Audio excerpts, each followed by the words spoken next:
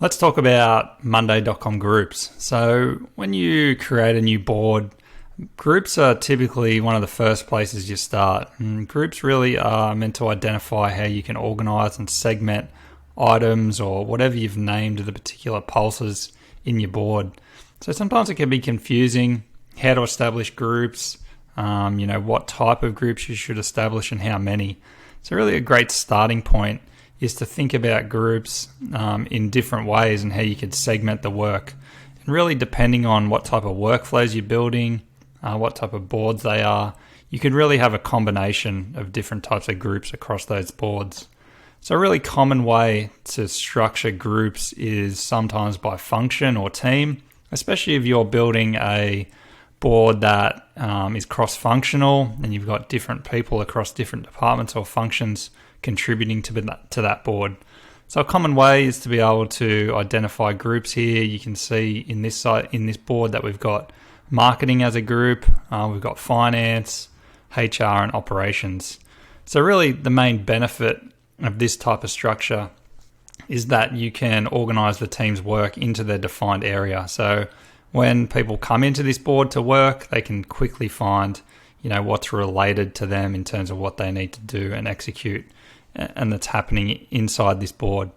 Importantly, when you get into things like looking at dashboarding data out into a central view across multiple boards, you can easily pick up the group and filter the information that's relevant for that particular team.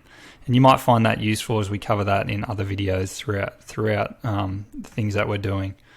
So if you look at another common example that we've got here is by using statuses as groups.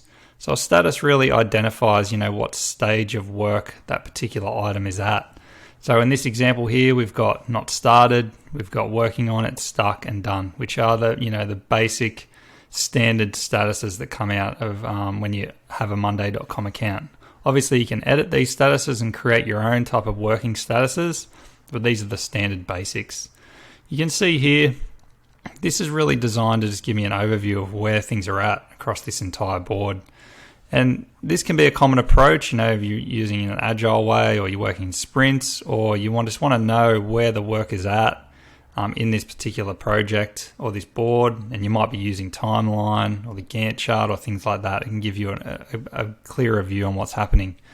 You can see here we've also created a status column to identify teams that are associated with these particular items. So this can be useful if we wanted to really extend this board in terms of our groups, and maybe we want to add another view, and we can create a table here and call it, let's call it marketing. So with that, now we can filter. So we might want to see, just what our marketing team is on and save that to this view.